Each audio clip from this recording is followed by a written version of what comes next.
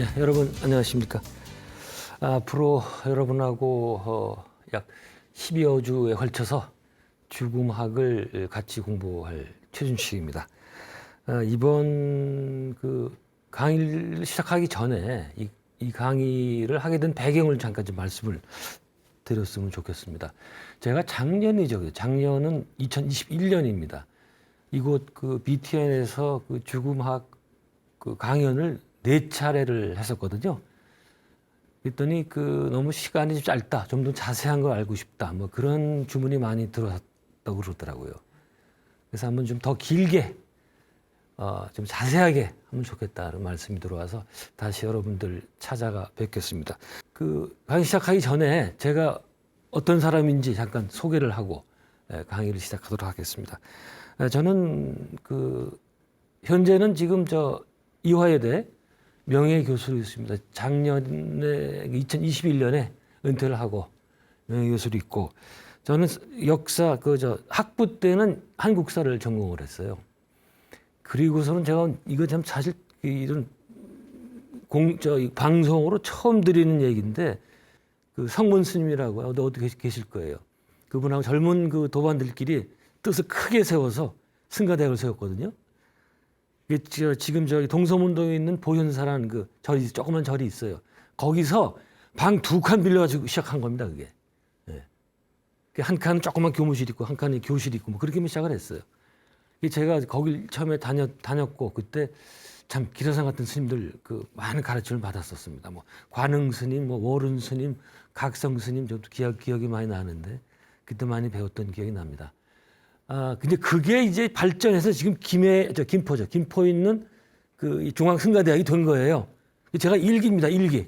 전부 제 후배들이에요, 지금 나오는 사람들. 네. 그러다가 이제 미국 유학을 하는 바람에 제가 졸업은 못하고, 이제 거기 중퇴같이 됐습니다. 그리고 미국 유학을 가서 종교학으로 박사학위를 했고, 그 다음에 1992년부터는 이화여대 한국학과에서 한 30년 정도 근무를 했고, 주로 그때는 이제 그 한국 문화, 또 한국 종교 이런 강의를 많이 했었습니다. 그러다가 2005년인가에 한국 죽음학회라는 그때는 정말 센세이셔널 했었어요. 그런 학회를 만든다고 그러니까 제가 태어나서 언론에 그렇게 많이 노출된 적이 처음이었었는데, 근데 그러더라고요. 연구할 게 그렇게 없느냐, 뭐 죽음까지 연구하느냐, 막 이렇게 그런 이 반응을 많이 얻었었습니다. 창립을 해서 지금까지 죽음학을 공부해 오고 있습니다. 자, 그 정도 됐고, 제가 이제 이번 강의를 설명을 드리면, 이게 상당히 내용 소개가 제가 그렇게 잡았어요. 뭐 좀 영어를 써서 미안합니다만, all that 죽음에 대한 거의 모든 것을 한번 다뤄보자. well-ending, well-being, 거기에 대해서 가이드라인을 좀 제시하면 좋겠다. 그런 생각을 했는데, 제가 이제 미국 유학을 81년에 미국 유학 이제 종교학과에 갔거든요.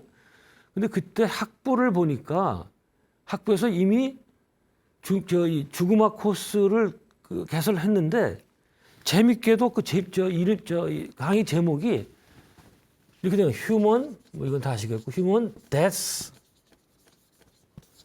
and dying이에요. 여기다 쓰는 게 이상하시죠? 제가 여기를 좀 써야 됩니다, 조금 있다가. 근데 이게 재미난 거는, 죽음이면 데스면 됐지 왜 dying이 들어가느냐, dying. 이게 뭐냐 도대체. 그때 이해가 안 됐었어요. 근데 죽음학을 공부해 보니까 이게 들어가야 됩니다. 인간의 죽음과 죽어감, 이렇게 해야지 전체 죽음의 과정이 다 포함이 됩니다. 제가 이걸 더 쉽게 설명하기 위해서 나중에 다시 이제 좀 자세하게 설명하겠습니다만, 이걸 좀 그림으로 그려보면 이렇게 됩니다. 자, 이게 인간의 일생에서 이 정도가 이게 생물학적인, 육체적인 죽음이에요. 근데 죽음학은 이것만 다루는 게 아니라 어서부터 다룬다. 적어도 우리는 어떤 분기점이 있는 거 아니, 이 말기 질환 상태가 됩니다. 말기 질환, 이 상태. 말기 질환에 관한 뭔가 하니, 질병이라든가 뭐 사고 이런 걸 통해서 이제 남은 살 기간이 평균으로 해서 10개월 정도 남은 기간, 남았을 때 그걸 말기질한 상태에 이제 들어갔다고 얘기를 합니다. 네. 그때부터 이제 죽음의 그 과정이 시작되는 거예요. 물론 이제 앞에도 있습니다만은. 네. 이때부터. 그래서 죽음학은 대체로 여기서부터 이제 그 죽음학의 그 주제에 포함이 됩니다. 이건 말기 진행을 뭔가니 더 이상 그 건강을 회복할 수 없는 상태, 비가역적인 상태라고 그러죠. 그래서 이때는 이 상태에 들어가면 이제는 이쪽으로만 가야지 다시 뒤로 갈 수 없다, 이런 상태가 됩니다. 그래서 요 상태는 이제 그 임종학이라고도 볼 수도 있거든요. 과연 여기서 그 기간 동안 우리는 나의 죽음을 어떻게 준비하고 또 나의 사랑하는 가족의 죽음, 또 친구의 죽음을 어떻게 준비하느냐, 이런 문제가 되겠죠.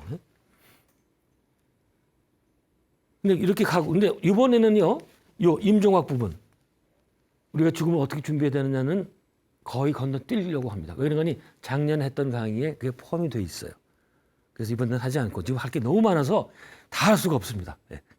그래서 관심 있는 분은 작년 제가 강의했던 걸 들어보시면 좋겠습니다. 자, 그 다음에 여기서 그 재미난 주제가 있습니다. 요 죽음의 바로 직전에 어떤 사람들이 있는가 하니 죽었다 살아나온 사람들이 있어요. 그 근사 체험한 사람들. 그 사람에 대한 연구가 대단히 재밌습니다. 제가 나중에 한 장 혹은 2주에 걸쳐서 이 임사 체험 혹은 근사 체험에 대해서 다뤄보려고 합니다. 자, 인간이 이렇게 죽게 되죠. 그럼 여기서 또 생기는 문제가 뭐예요? 장래 문제가 있어요. 장래. 이것도 죽음에서 굉장히 중요한 그 주제입니다. 그다음에 여기서부터 장래는 여기서 끝나지만 그다음에 또 재래가 있어요. 재래. 재산 이런 거 있잖아요. 죽은 사람 추모하는 그런 거. 이건 계속 되겠죠. 네? 그리고 이제 이렇게 해서 죽음을 보내고 난 다음에 그다음에 또 문제가 뭡니까? 남은 사람들, 그러니까 이승에 남은 사람들의 그 슬픔을 어떻게 극복할 수 있냐. 케어 문제, 돌봄의 문제, 사별의 슬픔의 문제. 이것도 죽음학에서 굉장히 중요한 겁니다. 이거.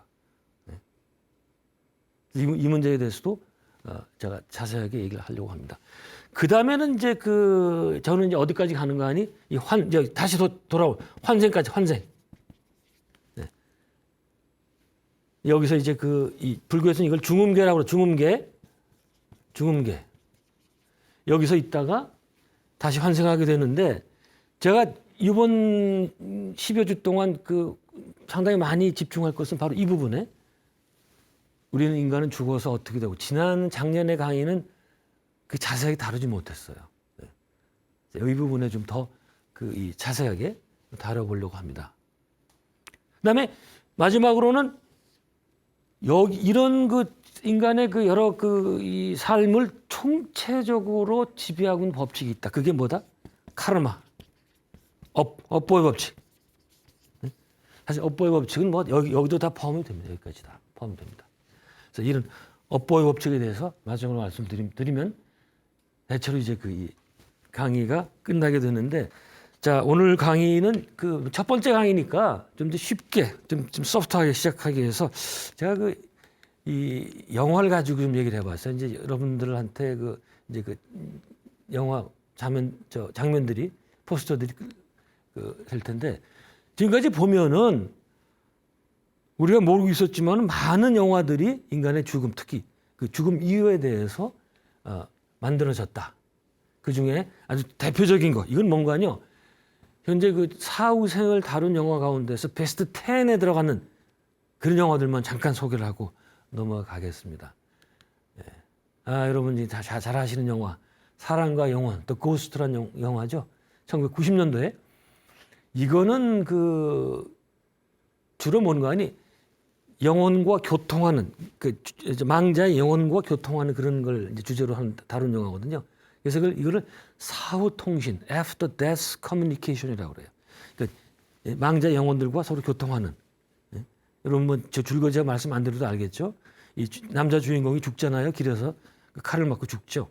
근데 아직 이승에서 할 일이 남아 있기 때문에 그걸 다 하고 가기 위해서 영매의 도움을 받아서 다 이제 풀고 가는, 못한 일을 하고 가는 그런 주제 영화였었는데, 그 당시엔 참 대단했었죠. 이 영화 나왔을 때. 이 사후통신, 이거 대단히 재미난 주제거든요. 그래서 또 한 주를 제가 할애했습니다.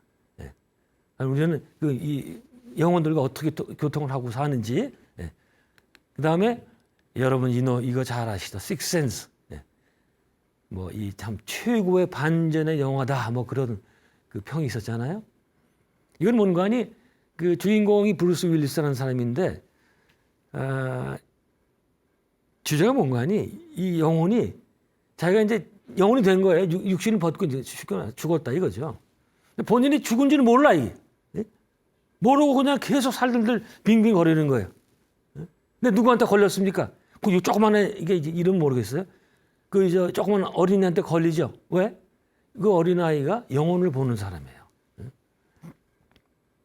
그래서 그렇게 돼가지고 그제서야 이제 내가 죽었구나 뭐 이런 걸 알게 되는 이제 나중에 반전이라는 건데 그 제가 또 나중에 말씀드리는데 이건 뭐 그 제가 하는 얘기가 아니고 죽음 뒤를 연구를 많이 한 사람이 하는 얘기인데 우리가 죽은 다음에 영혼이 되잖아요. 그럼 자기가 죽었는지 모르는 영혼들이 많대요. 뜻밖에도 많대요. 그러니까 그런 사람이 만약에 오죽하면 이런 영화가 나오겠냐 이거예요. 이런 주제의 영화가 참 많습니다. 제가 비슷한 영화로서 그 태국 영화 까르마라는 영화가 있어요. 그것도 아주 비슷한 주제입니다. 굉장히 재밌게 봤는데 그 외에도 많이 있습니다. 여러분 안 보신 분들은 이거 식스센스까지 보셨을 거예요. 이게 같은 주제인데요. 고스트 위스퍼러라는 그 미국 드라마인데 2005년부터 10년까지 했던 이건 한국에서도 그 케이블 TV에서 해줬었습니다. 이건 뭔가 하니 영혼을 볼 수 있는 그 영매 얘기예요. 여기는 그 여자 주인공이 저기 아주 예쁘게 나오잖아요. 근데 실제 모습은 그 나이가 많이 든 그 메리 윙콥스키라는 녀석인데 이제 그분은 이제 영혼을 보기 때문에 이렇더라고요. 이제 어떤 사고를 당해서 영혼이 죽으면 그 사람이 죽으면 그 영혼이 거기서 안 떠나요. 근데 이 영매는 그 영혼과 얘기를 할 수가 있으니까 얘기를 하거든요. 보면 다 뭔가 이승에 아직 풀지 못한 숙제가 있어요. 그거를 이제 그 영혼한테 듣고서 그 영혼의 가족한테 가서 얘기를 해주거든요. 그럼 처음에는 무슨 이 귀신 씨나라 까먹는 소리 하냐? 우리 아이가 죽었는데 무슨 뭐 영혼이 돼서 얘기를 하고 그러냐? 막 문전 박대를 당하다 나중에는 다 얘기가 잘 돼서 이제 다 풀고 영혼은 영계로 가고 그런 얘기가 나오거든요. 그게 이제 굳이 얘기하면 지방령이라고 그래요. 그런 영혼을 지방령. 땅지자에다 이게 바운드. 그래서 영어로는 어스바운드라고 그러거든요. 자기가 죽은 줄 모르고 이 땅에 묶여 있는 그냥 그런 영혼들. 그게 많다고 그래요. 그게. 자, 그런 영화가 있었고, 참 재미난 영화가 많은데. 2002년에 The Others. 이거 참. 근데 제가 지금 이렇게 영화를 보여드리잖아요. 근데 이 문제가 저 같은 사람하고 같이 봐야 돼요. 안 그러면은 그 영화에 나오는 자막의 대사가 제가 보니까 굉장히 그 연구를 많이 하고 써놨더라고요. 근데 보통 모르면 그냥 지나칩니다. 그래서 이 영화도 그냥 공포스럽기만 하고 디아드스도 여기 이 니콜 키드만하고 두 자녀가 나오잖아요. 저거 다 죽은 영혼들이에요, 저게. 저 영화를 처음부터 끝까지 보면은 육신을 가진 사람은 맨 뒤에 잠깐 나오고 걔 전부 죽은 영혼들 이야기예요. 근데 이걸 보통 보면 몰라요, 그런 얘기. 참 이거 니콜 키드만이 이 영화를 기점으로 많은 그 인기를 다시 얻게 되죠. 이것도 보셨을 것 같고 1998년에 천국보다 아름다움. 여기부터 이제 완전히 영계 얘기입니다. 영계를 다룬 영화 중에 초기에 나온 영화 중에 굉장히 좋은 영화예요, 이게. 이게 뭔가 하니 로빈 윌리엄스가 주연했는데 의사예요. 자동차 사고로 자기 자식이 죽습니다. 둘이 죽어요. 자기도 사고로 또 죽어요. 그래서 영계에 가서 이제 겪는 이야기가 쭉 나옵니다. 근데 거기 대사 하나하나가 정말 공부 많이 하고 쓴 대사더라고요. 그러다가 이 부인은 여기 물질계에 있다가 자살을 해요. 그래서 그 부인 또 찾아가는 얘기 이런 거 보면은 굉장히 공부 많이 한 사람이 그 시나리오 쓴 거 같더라고요. 그래서 상당히 좋은 영화였었습니다. 그다음에 이거는 참 우리 불교도들은 꼭 봐야 되는 영화라고 생각되는데 이 영화는 Yesterday Children 여기 Yesterday's Children. 이거는 제 그 버시기도 합니다만 그 서울대학교 의과대학 명예교수로 계신 정현채 교수가 소개를 해주신 건데 이거말로 인간의 환생, 윤회를 그 가장 잘 표현한 영화라. 이게 한국에서 개봉이 안 됐어요. 저는 이제 따로 이제 정 교수님하고 같이 봤는데 이게 뭔가 하니 여자 주인공이 거기 이제 미국인으로 나오거든요. 근데 사실은 영국 사람이에요. 근데 이 여자가 계속 생시에도 뭐 꿈에도 자꾸 모르는 그 도시가 생각이 나고 그 이제 자꾸 영상이 뜨는 거예요. 그래서 그걸 그림으로 그리고 이랬거든요. 그래서 제가 어찌어찌 맞춰봤더니 그게 아일랜드에 있는 어떤 도시예요. 그게 그 전생의 아일랜드 그 도시에 살았던 거예요. 그게 얼마나 그 극적 인간이 그 도시에 가서 바로 직전생이에요. 거기에 가서 이 자기 전생의 자식들, 이 주인공은 40대인데 자식들은 60대, 70대예요. 만나서 이제 진짜 만나요. 이게 실화입니다. 실화. 이게 소설로 나왔던 걸 영어로 만든 거거든요. 그래서 이런 영화 이제 나오면 인간이 제가 환생하고 뭐 이런 얘기하면 무슨 뭐 귀신 씨나라 까먹은 소리 하냐 그러는데 이미 서양에서는 이걸 가지고 이런 영화도 만든단 말이에요. 이런 체험을 가지고 말이죠. 우리 많이 드셨어요. 이거 강추입니다. 자, 그다음에 마지막으로 이거는 브라질에서 만든 영화거든요. 이 브라질에 그 치코라는 굉장히 유능한 영매가 있었어요. 제가 나중에 다다음님과 강의 때 한번 잠깐 말씀을 드릴 겁니다. 이 영매가 그 한 영혼으로부터 그쪽 소식, 영계의 소식을 듣고 적어서 책으로 냈습니다. 그걸 가지고 영화를 만든 거예요. 아스트로시티. 그다음에 밑에 이 원형 도시 같은 게 보이죠? 저게 바로 영계에 있는 도시들. 네. 그런 건데 제가 쭉 이제 저거는 또 브라질에서 만든 영화이기 때문에 저거 포르투갈어예요. 그 밑에 영어 자막이 나오죠. 그래서 보기 쉽지는 않습니다. 그게. 네. 쭉 보니까 굉장히 정확한 연계에, 이게 정확하다는 게 뭐는 거예요? 제가 책에서 공부했던 것과 거의 비슷한 얘기를 하더라고요. 이 영화에서도.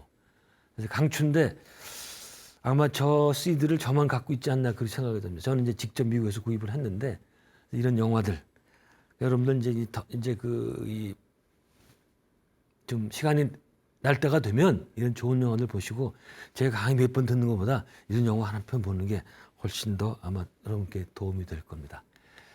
근데 한국도 얘기를 안 하면 안 되겠죠. 한국도 뭐 많은 영화가 있었는데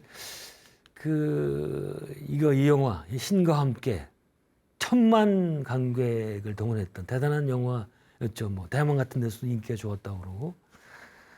근데 이 영화를 보니까 뭔가 하니 저는 동의를 할 수 없는 부분이 많이 있었어요. 이건 뭔가 하니 기본적으로 불교가 그 가르쳤던 영계관, 중음계에다가 그게 중국에 가서 중국의 도교, 중국의 민간 신화와 섞여서 그게 한국에 들어와서 또 한국의 우리 샤머니즘, 무속과 섞여가지고 그걸 가지고 영화를 만든 거예요.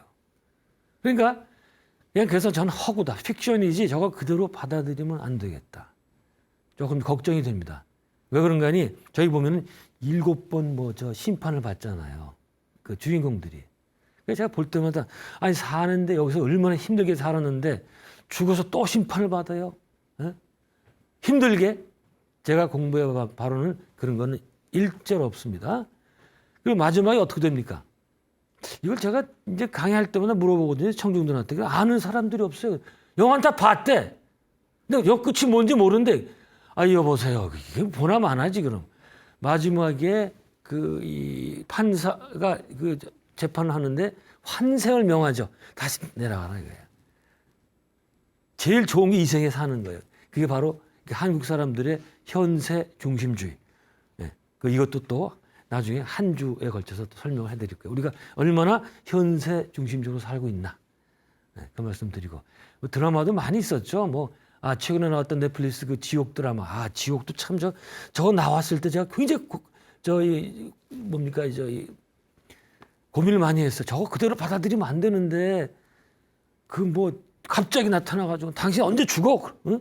뭐 이런 예언을 한 다음에 근데 죽을 때가 되면 아무리 피해도 그냥 이런 저승사자 뭐예요 이게 무슨 뭐야 어벤져스 같은 애들이 나타나서 그냥 막 잡아가고 태우고 막 이러잖아요. 절대 그런 거 없습니다. 절대. 저 왜 저런 걸 만들어가지고 그 공포감을 조장하는지 모르겠어요. 예? 걱정 마시고 어떻든 저런 영화도 있었고 최근 드라마에도 죽음, 환생, 뭐 귀신, 불멸 이런 것들이 굉장히 많이 나오더라고요. 물론 빅히트는 도깨비죠. 예, 거기 이제 공유와 김고은이 이제 나오는 얘기. 또 뭐 올해는 뭐 불가사리란 그 환생과 귀신을 주제로 한 드라마도 있었고.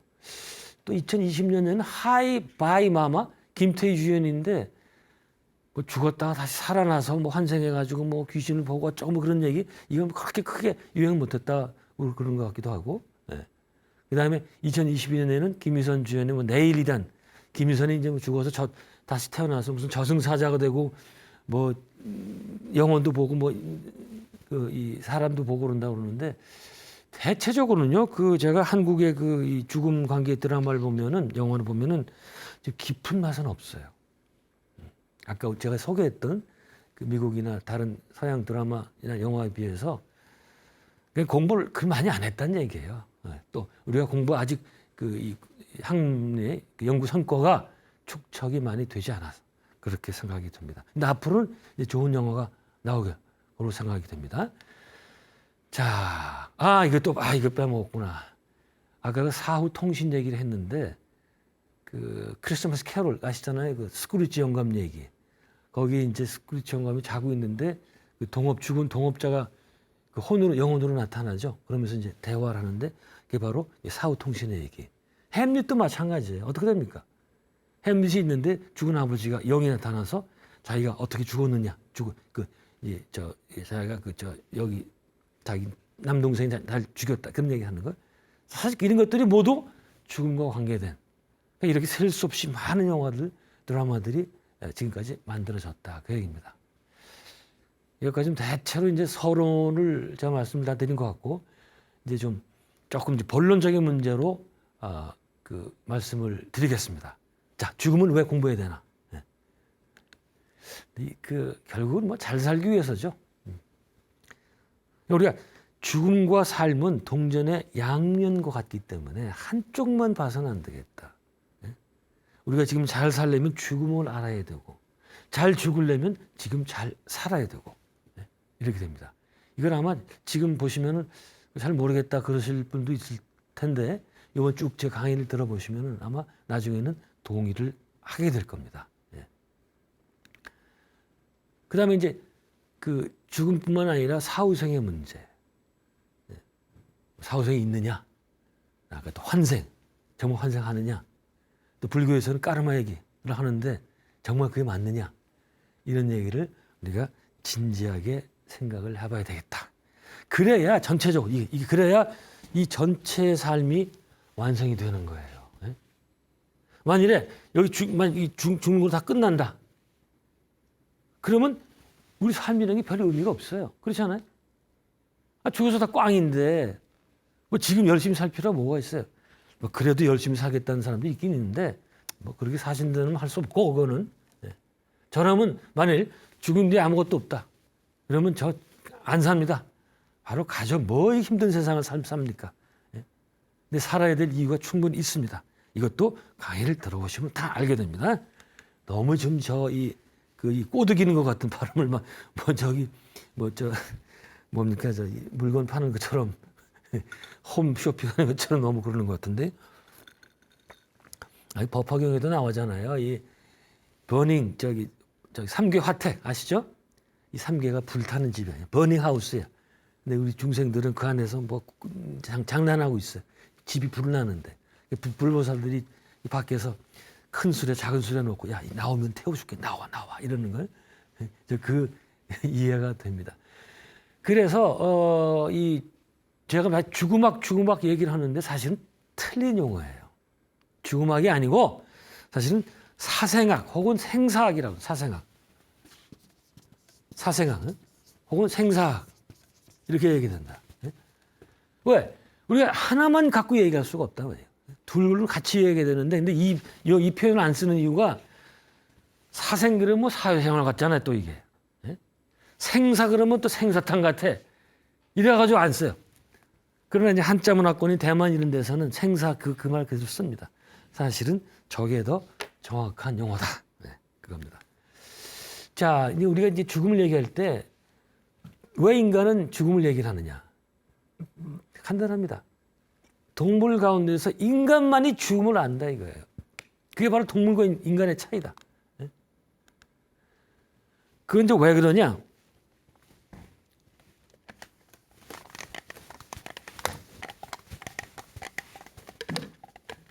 인간만이 갖고 있는 게 있어요. 자기의식. self-consciousness. 자기의식입니다. 그게 뭔가니? 인간만이 자기가 존재한다는 것을 안다. 인간만이 자기를 객관화시킬 수 있어요. 그렇기 때문에 우리 인간만이 생각을 하는 겁니다. 이거 갖고 제가 사실은 한 학기 동안 설명할 수 있어요. 어쨌든 인간만이 자기가 존재한다는 것을 알기 때문에 반대 개념, 인간은 내가 죽는다는 사실을 알게 된다. 이거예요. 그래서 죽음이 인간에게 굉장히 중요하게 들어오는 겁니다. 이거는 인간은 그 자기를 대상화시키기 때문에 이게 이제 어려운 얘기하면 이원론에 빠지는 거거든. 이원론의 매트릭스에 갇혀서 하는 거예요.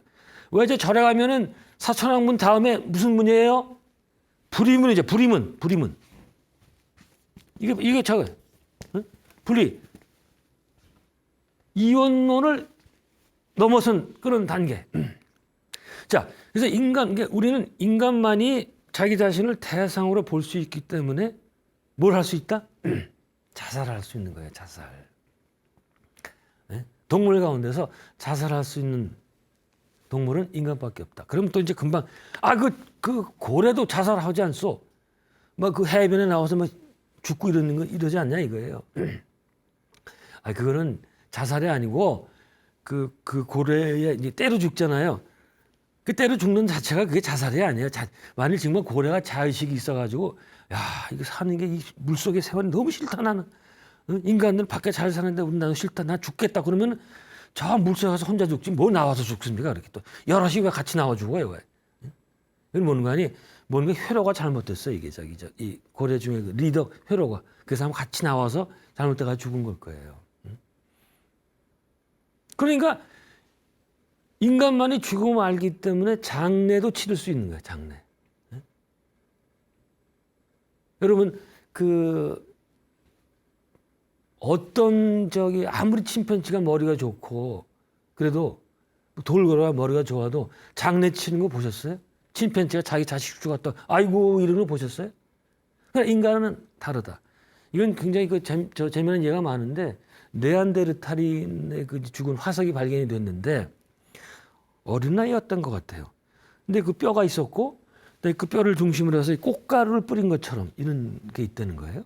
있었대요, 그런 게. 그래서 아마 학자들은 추측이 여기서 무슨 그 의뢰를 했구나 말이야. 의뢰. 죽은 다음에. 인간만이 그걸 하겠다. 뭐 거기만 하냐? 우리도 있어요. 예. 저 충북 청원군 지금 청주시로 간다 그렇죠? 흥스와이라는 게 있었죠. 거기서 건축 현장에서 이제 어떤 아이의 그 유골이 발견됐거든요. 그게 뭐 구석기다 신석기다 말이 많은데 뭐 그건 차치하고 그 아이의 유골이 발견됐는데 거기서도 꽃가루가 발견이 됐어요.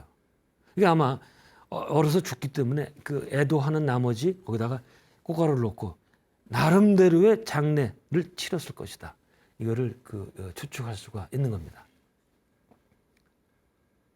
그래서 바로 인간만이 이런 장례도 할 수 있고 이제 그게 크게 얘기하면 바로 문화입니다. 문화. 인간만이 문화를 갖고 있고 가치나 미를 생각을 한다. 우리 인간은 집 하나 질 때도 이번에 이렇게 짓고 저렇게 짓고 뭐 여러 가지 뭐 가치 미를 생각을 하잖아요. 근데 이 까마귀가 집을 질 때 뭐 그런 생각을 합니까? 몇만 년 전에도 지금도 똑같은 집을 짓죠. 예. 자기 의식이 없기 때문에 그렇게 됩니다. 예. 그래서 일단 우리가 이제 그 인간만이 죽음을 알기 때문에 일단은 그 인간에게 그 궁극적인 문제는 죽음이겠다. 예. 그리고 이 죽음의 극복의 일환으로 생겨난 게 종교다. 자관 우리가 죽음을 통해서 이런 식으로 삶을 바라봐야 삶의 궁극적인 의미를 찾을 수 있다. 그런 얘기예요. 뭐 간단히 얘기해서. 그런데 이런 죽음에 관해서 자 이제 인간의 이제 실존은 그렇다 치고 우리의 생각은 자세는 어떨까? 잠깐 보기로 합니다. 제가 이제 제 친구 예를 많이 드는데 작년에도 얘기를 했던 겁니다. 이제 우연한 기회 길에서 그냥 오래간만에 고등학교 동창을 만났어요. 그래서 야 뭐 해? 그랬더니 음반을 만든대요. 음반. 그 친구는 외모고시도 합격한 친구인데 또 그런 걸 하더라고요. 외교도 그만두고.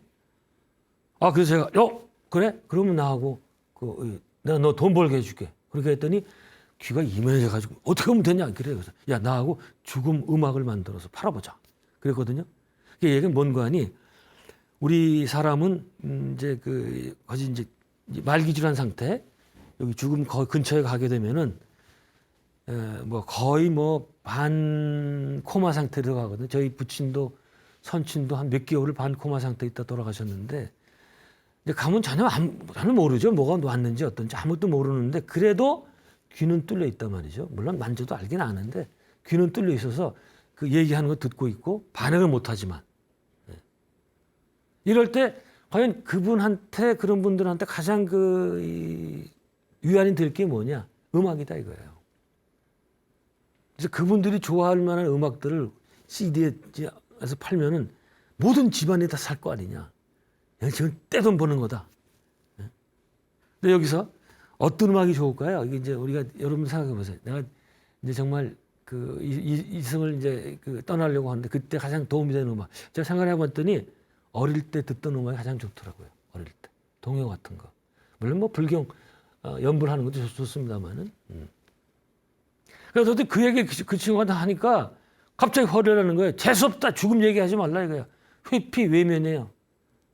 그 제가 내가 너 돈 벌게 해주겠다는데 갑자기 화를 내냐 자식아. 넌 안 죽냐 임마? 이랬던 거예요. 그랬더니 그럼 그때 생각하자. 또 이래요. 회피 외면. 왜요? 두렵거든 두려워요. 막연한 공포감이 있는 거예요. 요 죽음에 대한 막연한 공포감을 제가 다음 시간에 좀 자세하게 좀 보려고 합니다. 우린 그러니까 죽음에 대해서 두렵게 생각하는 게 회피하고 싶고 그래서 제가 항상 드는 예가 제가 이런 예를 가지고 일반 방송, 케이블 방송도 못 나가요. 얘기 못 해요. 아직도 그렇습니다. 뭐 지상파는 그건 뭐 언감생심이고 그렇게 두려워해요. 예. 한국 사람들이. 그래서 이렇게 된 그 배경에 대해서도 나중에 다시 말씀을 드릴 텐데요.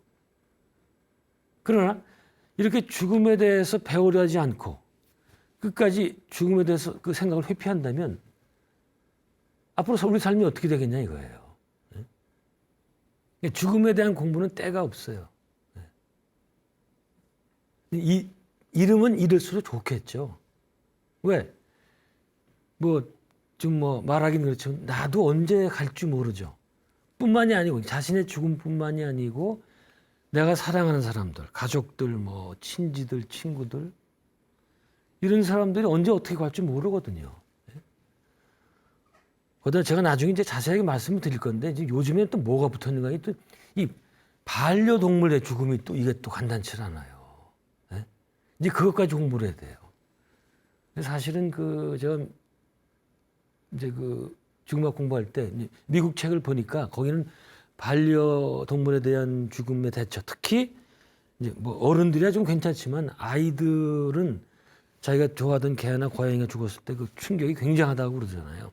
그때 어떻게 하면 좋을까? 그것도 연구를 하더라고요. 근데 아직 한국은 뭐 그 사람이 죽는 것도 연구를 많이 안 했으니까 좀 시간이 더 걸릴 것 같아요. 그래서 사실은요, 이 죽음학에서는 가장 중요한 게 죽음 교육입니다. 죽음 교육. 왜요? 말씀드린 대로 언제 나의 죽음 또 사랑하는 사람의 죽음 언제 어떻게 올지 모릅니다. 우리는 그냥 다 괜찮겠죠 하지만 정말 어떻게 될지 몰라요. 제가 그 말씀 안 드렸어. 제가 81년도에 이제 유학 갔다고 그랬잖아요. 그 대학에 제가 갔던 대학에 학부에서 죽음학 코스, on human death and dying 이런 과목이 인기가 있어가지고 분반이 돼서 가르치더라고요. 81년도에 제 친구들 미국 동료들이 걔들이 나와서 이제 강사로 가르치고 그랬는데, 근데 거기는 아직 그런데 40년이 지났잖아요. 근데 한국은 지금 아직도 대학에서 하나도 없습니다. 그게 교양 과목에서 죽음학에 대한 그 강의를 하는 대학이 그저 조금 의과대학, 예과대학, 의예과야 예과대학에서 한 학기 정도 살짝 공부하는 정도? 네? 그밖에 없어요. 그래서 저는 죽음학의 관계에 대해서는 한국은 아직도 갈 길이 너무 멀다. 그리고 제가 이제 친하게 지내는 이제 이런 분야에 관심 있는 의사들 이제 얘기를 들어보면 그들도 통탄을 하는 거예요. 인간의 죽음을 가장 가까이 보는 사람들이 의사 아닙니까? 그 의사야말로 죽음학 공부를 해야 되는데 전혀 안 가르치거든요. 본과에서. 이래가지고 과연 우리가 그 존엄한 죽음을 맞이할 수 있을까? 이런 죽음학 교육 이것들 앞으로 다 생각을 해봐야겠습니다.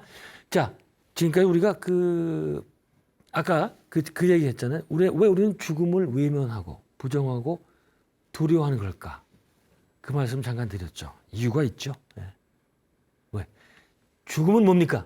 우리 인간이 갖고 있는 공포 가운데서 가장 큰 공포예요. 가장 큰 공포. 이거보다 더 큰 공포는 없습니다. 죽음의 공포가 왜 크냐? 제가 몇 가지로 설명을 할 수가 있어요. 첫 번째, 이게 제일 큰 공포인데 내가 더 이상 존재하지 않을 거라는 공포. 이거는 그러니까 내가 내 죽음이 불과 이제 몇 분 안 남았어요. 그걸 알았을 때 그 공포. 우리는 그런 걸 아직 겪어보지 않았기 때문에 모르지만 많은 그 영화나 이런 데 보면 나오죠. 제가 대학 시절에 사부전선 이상 없다 레마르크 소설을 굉장히 감명 깊게 봤는데 거기 어떤 게 나오는 거 아니? 1차 세계대전 얘기예요. 2차 다른 것도 마찬가지겠습니다만 이제 신병들이 전선에 투입이 되면 어떻게 됩니까? 그냥 포탄이 날아가고 막 총이 막 울고 그랬잖아요. 그때 그 공포. 정말 전쟁 영화를 못 보겠어요. 그 영화나 그 다큐를 보면은 저때 그 병사들이 얼마나 무서웠을까. 근데 거기 이제 어떻게 묘사가 나오는 거 아니? 신병들의 병이 있다는 거예요. 어떤 병이냐? 너무 무서워서 그냥 뛰쳐나간대요. 뛰쳐나가. 이 참호 안에 있을 수가 없는 거예요. 그 나가면 어떻게 돼요? 이 대포 맞아가지고 다 이렇게 서서 뒤에 이 돌이 있으면 거기서 그냥 이 잔해가 피가 흘러내리고 말이죠. 그런 얘기를 굉장히 리얼하게 묘사를 해놨더라고요. 제가 그걸 읽은 지가 40년이 넘는데 그래서 잊지를 못해요. 그런 장면들을. 그래가지고 그런 전쟁이 있으면 꼭 그런 신병들을 상담해주는 목사든지 의사들이 있다고 그러는데 한국은 모르겠어요. 한국도 제가 많이 들어봤습니다. 이북에서 공비들이 내려왔을 때 여기도 신병들이 나가잖아요. 이제 그러면은 공비들이 발 앞에 이제 텐트 치고 자고 있는데 못 잡는데요. 못 잡아. 무서워가지고. 결국 어떤 병사가 잡았는가 하니 월남 파병했던 갔다 왔던 그런 이제 베테랑들이 공비를 잡고 그렇게 무섭습니다.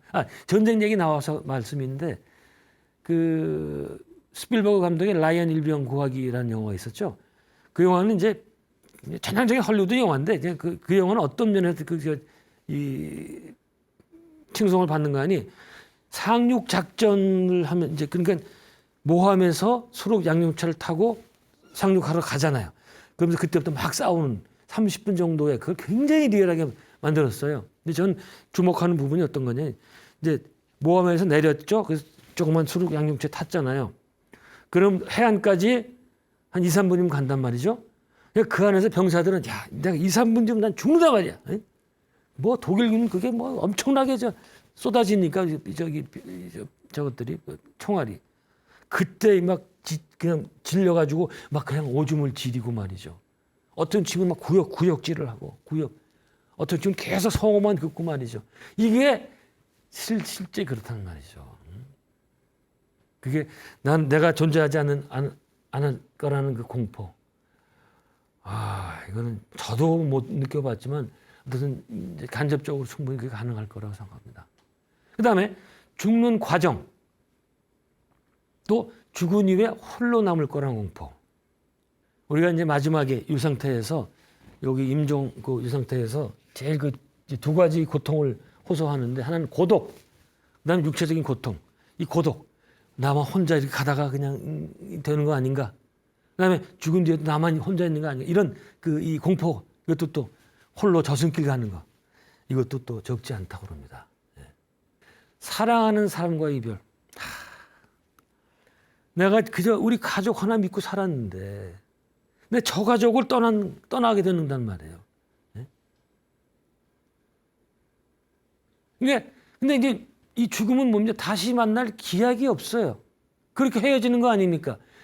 우리가 저 이전에 이민 많이 갔잖아요. 이민 갈 때 보면은 그때도 얼마나 웁니까? 이제 가면 언제 오나 말이죠. 미국이나 저 남미 쪽 이민 가면 뭐 만나기 쉽지 않죠. 그러나 그래도 거기는 편지가 왕래가 되고 전화도 할 수 있고 또 다시 만날 수 있잖아요. 근데 이 마지막 이 저승길 갈 때는 이건 만날 기약이 없어요. 그러니까 또 이 공포가 대단합니다. 근데 마지막으로 사후생에 대한 무지. 사후생. 이 있는지 없는지 그것도 몰라요. 이 공부. 이게 이번 제 강의를 들으면 이제 확신이 드실 건데 존재 여부, 그게 있는지 없는지도 모르고 또 그게 어떤 곳인지도 모르고 이렇게 무지 속에서 가게 된 우리가요 공포 중에 하나 그게 있어요. 내가 모르는 대상이 있을 때 공포가 굉장히 큰 공포를 느낍니다. 우리는 어디 가든지 빨리 파악을 해서 자기 인식 체계로 집어넣어야 되거든요. 근데 사후생은 뭐 아무것도 정보가 없는 거예요. 어떻게 될지 거기에 나는 없어지는 건지 뭐 이런 거. 이런 것들 큰 공포들이 있어서 이것들이 복합적으로 해서 우리 인간들이 이 죽음에 대해서 가장 큰 공포를 느끼게 됩니다. 뭐 오늘 이번 강의는 여기까지 하는데요.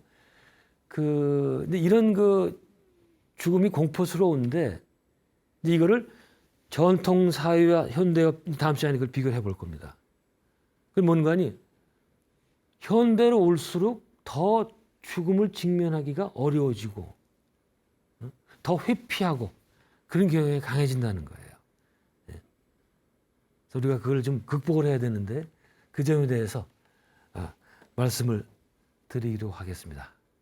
그럼 다음 시간에 또 뵙겠습니다. 고맙습니다.